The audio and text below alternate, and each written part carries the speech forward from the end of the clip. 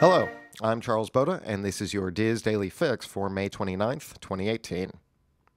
Disney's Hollywood Studios was once again host to Star Wars Galactic Nights this past weekend, and along with numerous special merchandise and entertainment offerings, guests were treated to a very special inside look at the park's upcoming new land.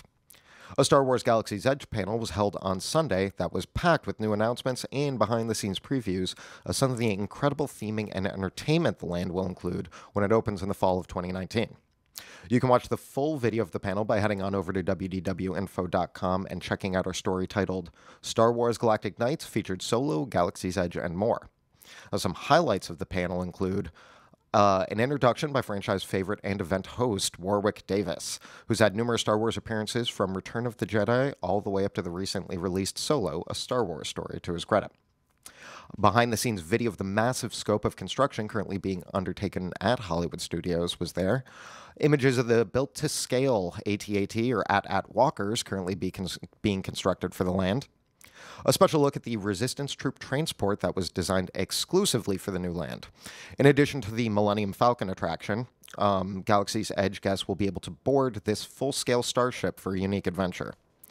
Alien pilot and fan favorite Nine Numb from Return of the Jedi will be present, with vocals done by the original Kenyan voice actor from his first appearance.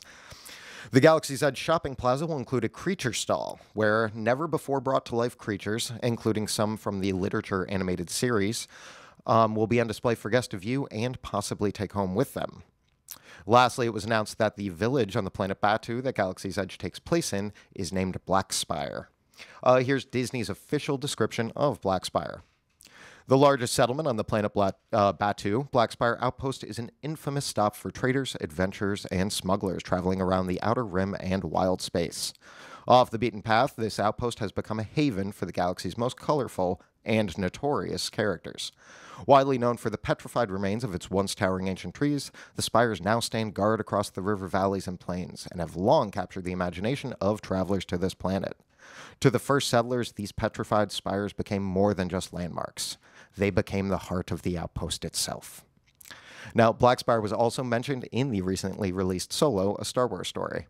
And all that was just from the panel. To see a full breakdown of everything that was featured during Star Wars Galactic Nights, make sure to read our full review.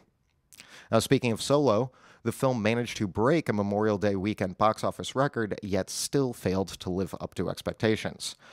Projected estimates for domestic take-home this weekend were in the $130 to $150 million range, while as of May 28th, the film had only brought in around $103 million domestic. Including Thursday night previews totaling $14.1 million, first-day box office numbers were $32 million, which set a Memorial Day weekend record. Let's see. International sales do appear to be slow as well, with opening day sales in 43 countries coming in at just 11.4 million.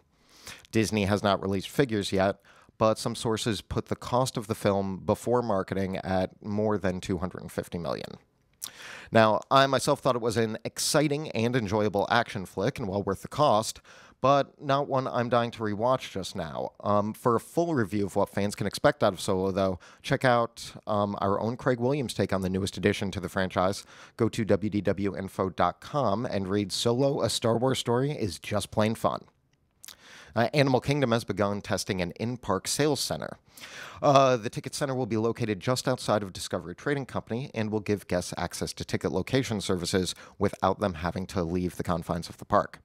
Visitors will be able to purchase tickets for special events, such as Mickey's Not So Scary Halloween Party, upgrade their tickets with additional days or options, such as Park Hopper options, and upgrade their tickets to an annual pass, all at this temporary location. Now, the ticket corner will operate daily from park open to close from now until September 29th. Now, according to many, Disney Cruise Line's adults-only dining experience Palo is a must-do event. But if you're unsure about whether the extra charge is worth it, give today's featured article a read. In a first-timer's experience at Disney Cruise Line's Palo Brunch, Rebecca Hale shares her experiences with the famous dining venue. Today's second feature article highlights some of the prime benefits of spending a little extra effort to plan your Walt Disney World vacation. Check out 4 Reasons to Do Your Disney Homework by Liz Mraz today. And we'll have the third installment of our new staff column format publishing tomorrow. Steve Porter's Best and Worst series will revisit and reinvigorate some of the more popular discussion topics from the Diz Unplugged Best and Worst video series, adding additional ideas and perspectives along the way. So check that out tomorrow. Trending on the boards today is a thread entitled, "Is it too late to plan a trip for late June, early July?" That was started by poster AGame2323, who shares that she has never attempted to plan a last-minute trip to Walt Disney World. Of course, we don't think it's ever too late to plan a Disney vacation, which seems to be the consensus with the posters on the thread. Many are sharing their strategies for things such as FastPass Plus and dining reservations at the last minute, while others just like to wing it. Stop by the Theme Parks Attractions and Strategies forum and share your thoughts today.